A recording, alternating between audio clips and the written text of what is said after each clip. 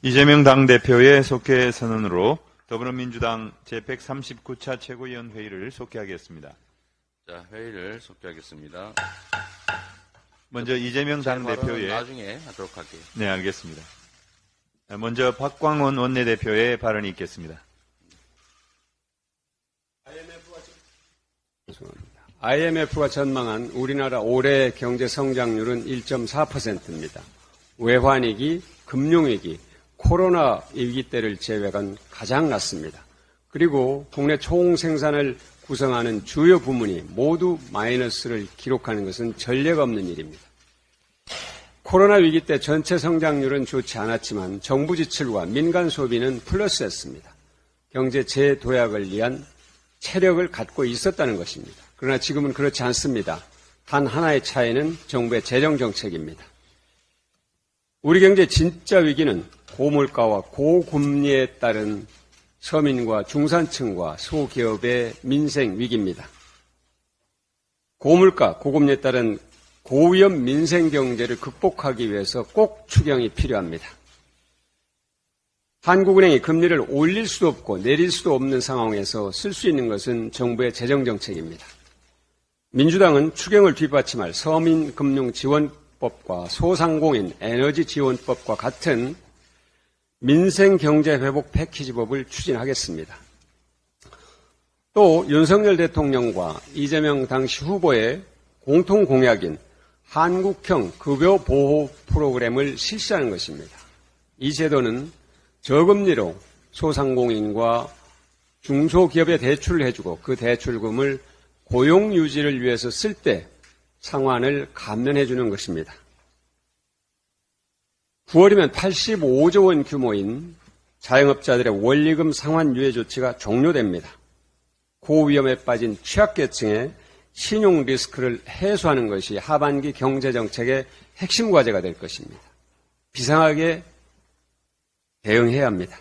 민주당은 민생 경제 회복을 위해서 초당적으로 협력할 준비가 되어 있습니다. 정부 여당의 적극적 대응을 다시 주문합니다.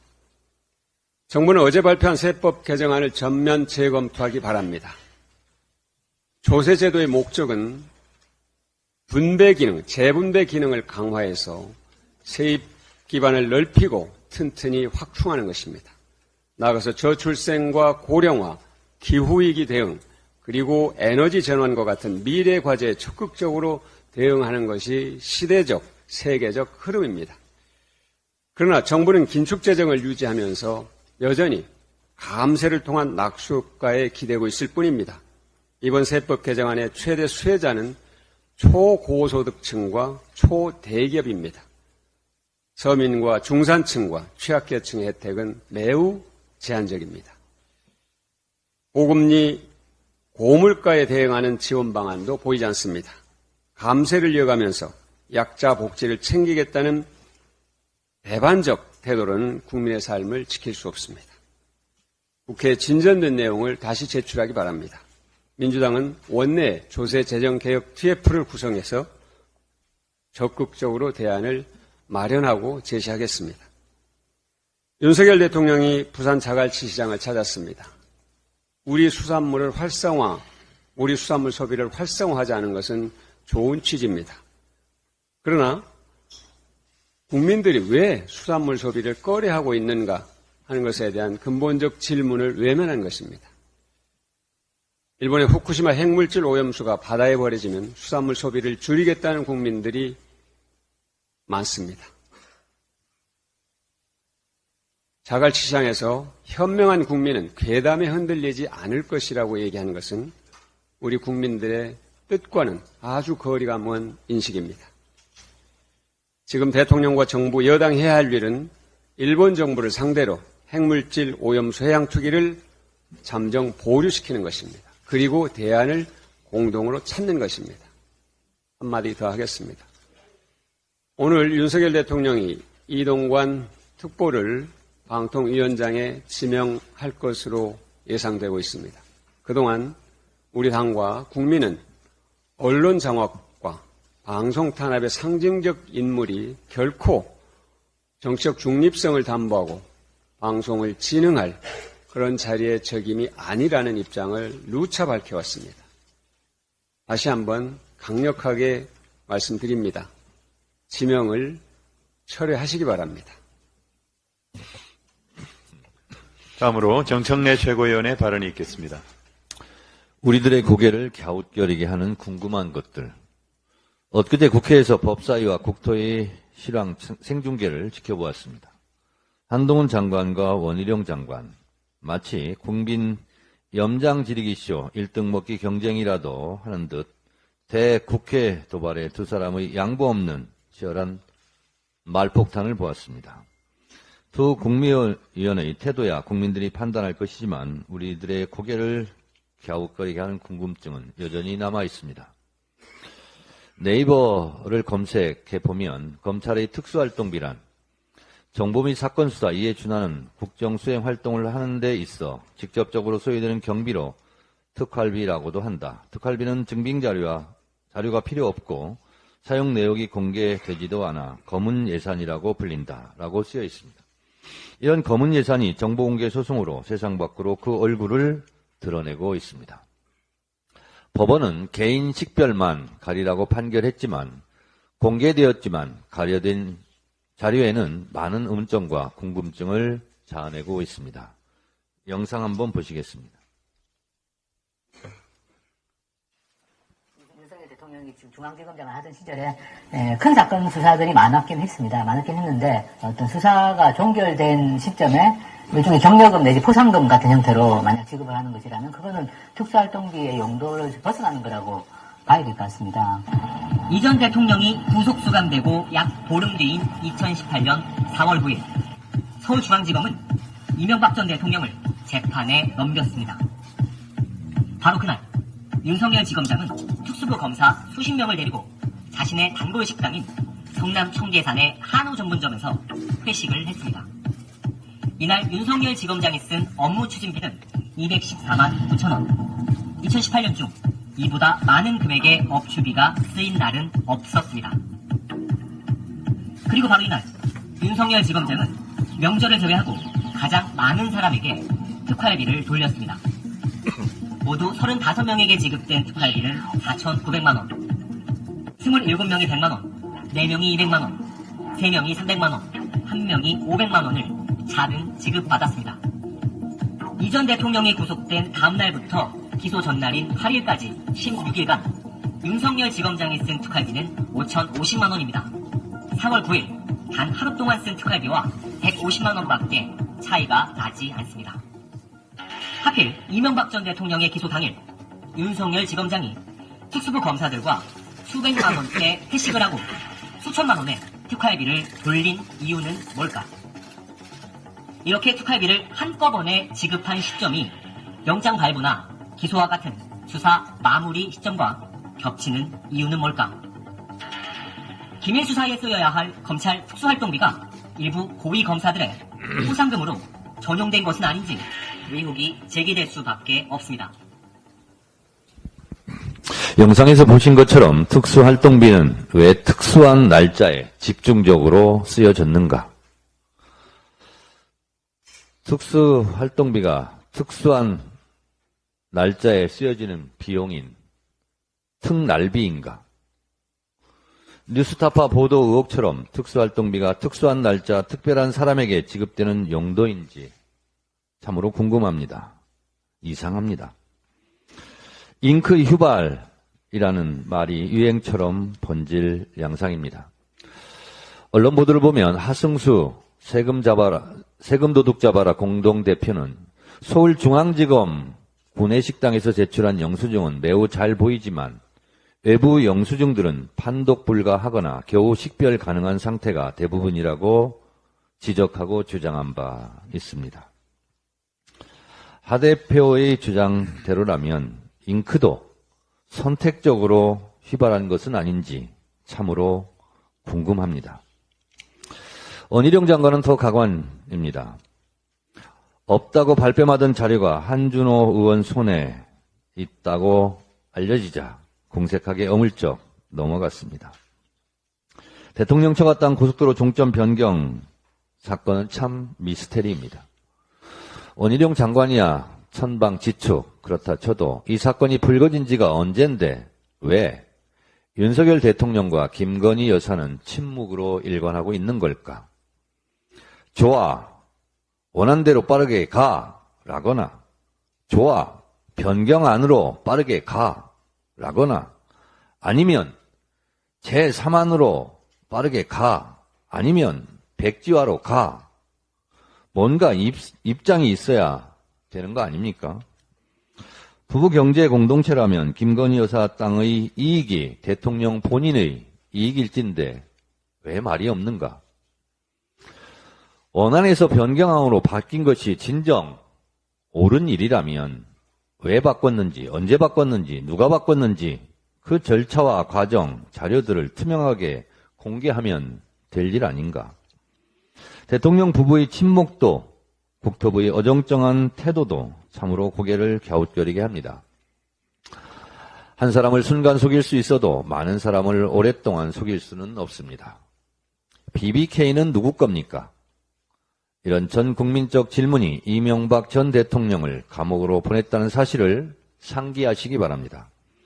그때 이명박을 수사했던 사람들, 그 사람들이 또 수사받을지도 모릅니다. 윤석열 정권 역사의 되돌이표입니까? 이상입니다. 다음으로 고민정 최고위원의 발언이 있겠습니다. 방통위원장으로 유력하게 거론되고 있는 이동관 특보를 둘러싸고 부인 인사청탁 논란까지 불거졌습니다. 언론 보도에 따르면 이동관 특보 부인이 이동관 특보가 대통령실 홍보수석 비서관이던 2010년 1월 인사청탁과 함께 2천만 원이 든 돈봉투를 받은 사실이 법원 판결문을 통해 확인됐다는 보도였습니다. 이 특보는 돈을 돌려주고 청와대 민정수석실에도 신고했다라고 언론에 해명했지만 석연치 않은 부분이 있습니다. 인사청탁이 있고 불과 2달 뒤인 2010년 3월 인사청탁을 시도한 당사자가 주최한 행사에 유인촌 문체부 장관과 박재완 청와대 국정기획수석이 참석해서 축사까지 했기 때문입니다. 2010년 1월 돈봉투를 즉시 돌려주고 민정수석실에 신고까지 했다면 불과 2달 뒤인 3월에 부처 장관과 청와대 수석이 인사청탁을 시도한 인물이 주최한 행사에 참석해 축사까지 하고 인사청탁을 시도한 인물과 나란히 앉아있는 것은 이해가 잘 되지 않습니다.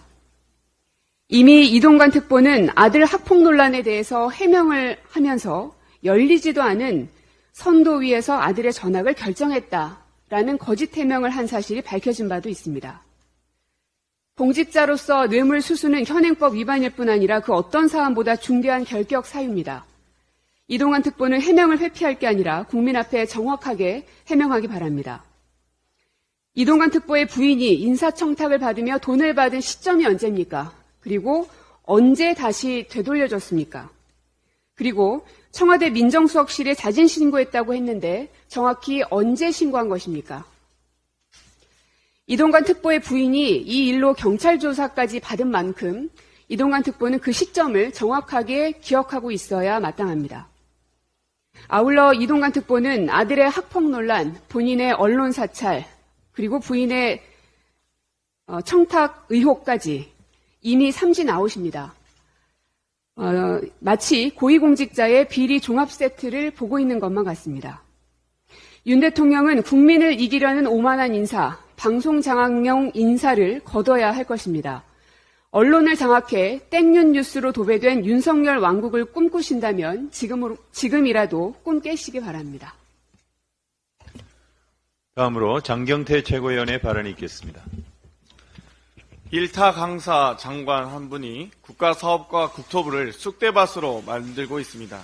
지난 국토위 회의에서 원희룡 장관은 할 말이 없을 때면 어버버 하거나 기승전 괴담으로 때론 역정을 내며 겉으로 당당한 척했지만 거친 생각과 불안한 눈빛을 엿볼 수 있었습니다. 공개한 문서 55건 중 최소 20건 이상이 문서 번호 없이 용역사가 종이로 제출한 비공식 문서로 파악됐고 도면뿐이라던 보도자료, 작성된 적 없다던 월간 진도 보고서가 나오자 실무자 운운하며 침묵과 횡설수설만 늘어났습니다. 그래도 절대 사과는 하지 않은 철면피 장관이었습니다. 국토부 도로국장은 더 가관이었습니다. 국토부 Q&A에 대해 본인이 주도해 작성했다는 답변도 못하고 허위를 지적하니 금방이라도 울음을 터뜨릴 것 같았습니다. 원희룡 장관과 국토부 그리고 국힘까지 아무리 우겨봐야 소용없습니다. 노선 변경을 누가 언제 어떻게 했는지 제대로 해명하지 못했으니 국정조사를 통해 명백히 밝히겠습니다.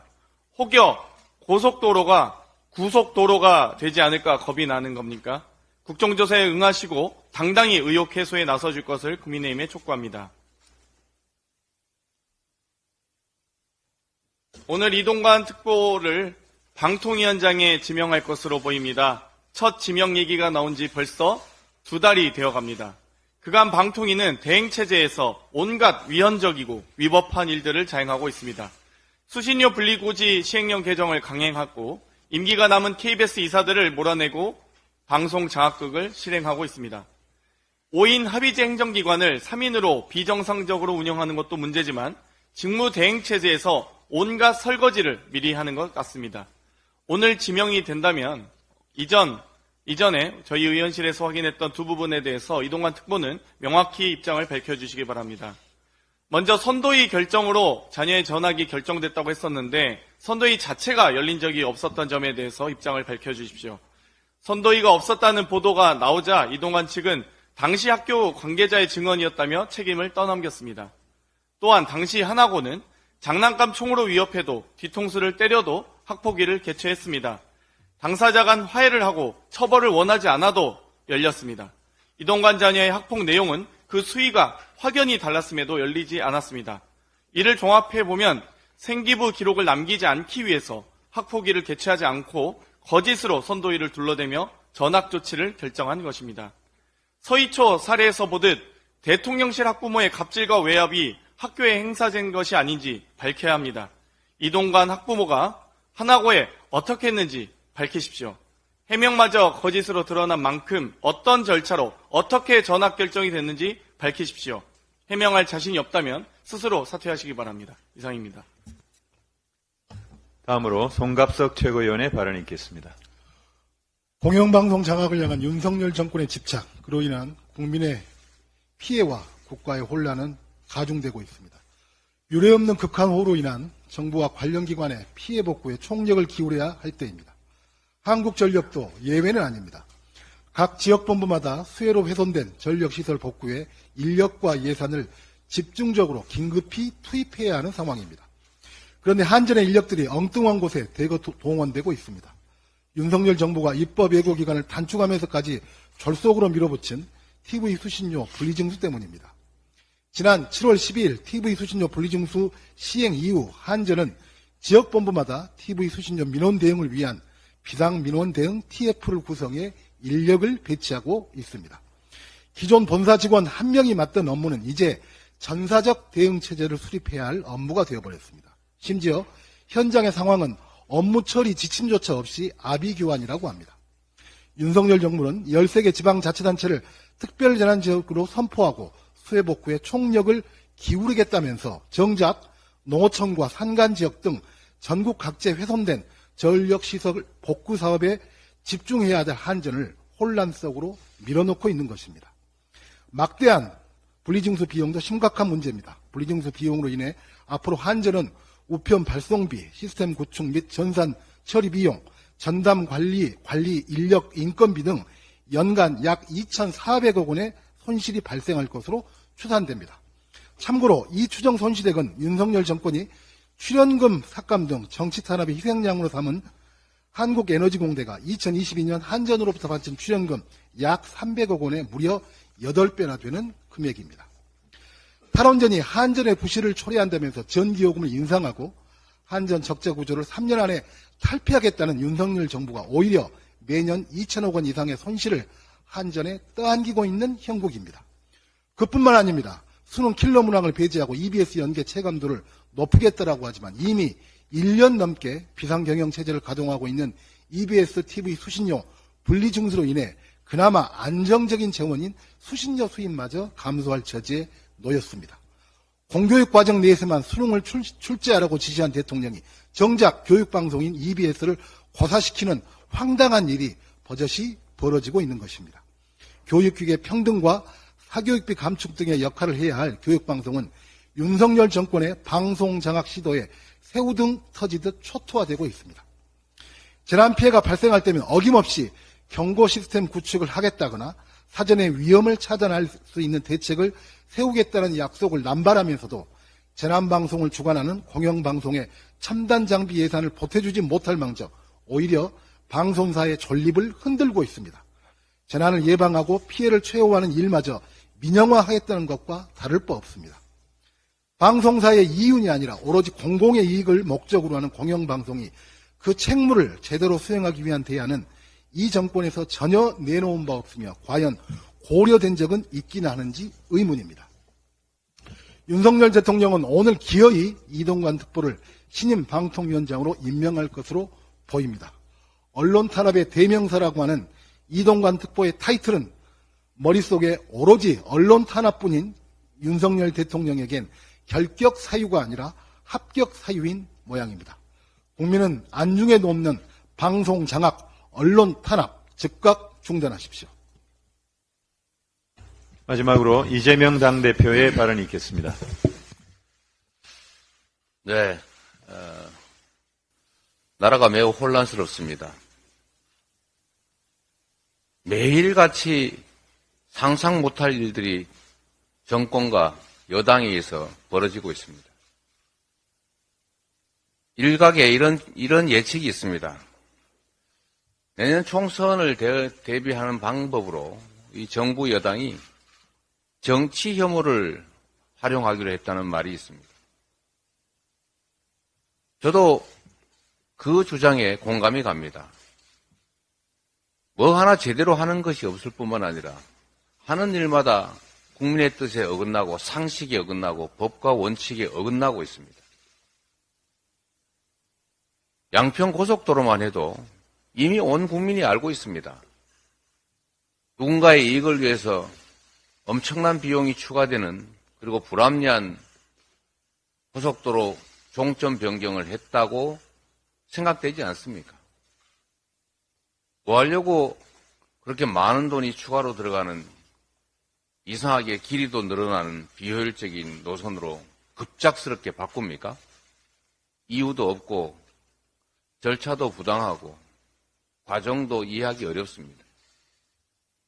오늘 이동관이라는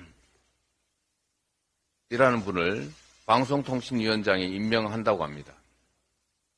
MB정권 때 방송탄압의 상징인물 아닙니까? 그 외에도 온갖 문제들이 드러나고 있는데도 그리고 국민 압도적 다수가 반대하는데도 굳이 임명을 강행하는 것은 국민을 나라의 주인이 아니라 지배 대상으로 여기는 그런 태도 아니겠습니까? 국민이 뭐라 해도 상관없다. 국민들의 이런 의견은 괴담에 속은 것이다. 이런 생각으로 국민을 무시하는 이런 태도로 과연 이 나라 국정을 제대로 이끌어갈 수 있겠습니까? 이거는 폭력입니다. 이거는 국민을 대신해서 위임된 권한을 행사하는 것이 아니라 폭력적 지배입니다. 참으로 이해할 수 없는 일들을 계속 벌이는데 사건을 사건으로 덮는 방식으로 이 문제를 해결하려고 합니까? 오염수 대응 문제도 그렇고 강제동원 문제 대응도 그렇고 양평고속도로 변경 문제도 그렇고 드디어 온 국민이 공감하기 어려운 이동관 임명 강행, 방송 장악을 현실로 해보겠다는 것입니까? 국민과 싸우겠다는 것으로 보입니다. 국민과 싸운 정권의 말로가 어땠는지 과거를 한번 되돌아보시기를 권유드립니다. 잠시는 누를 수 있어도 영원히 누를 수는 없습니다. 잠시 억압할 수 있더라도 계속 억압하는 것은 불가능합니다. 언젠가 이 두려움과 억압이 용기와 저항으로 전환되는 시기가 있을 겁니다. 국민을 무시하지 마십시오. 역사를 두려워하시기 바랍니다. 이상입니다. 네, 회의를 폐회하시겠습니다.